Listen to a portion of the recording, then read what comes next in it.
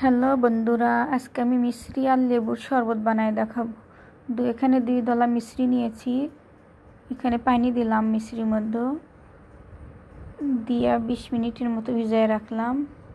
20 minute পর দেখুন সবগুলো গলে গিয়েছে। এর মধ্যে আমি লবণ দিলাম 1 চামচ। এখন নাড়বো চামচের সাহায্যে।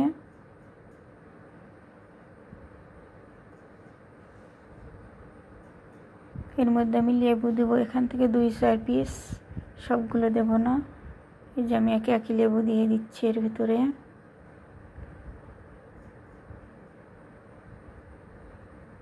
লেবু দেওয়া শেষ। এখন ফ্রিজের ঠান্ডা পানি দিলাম একটু।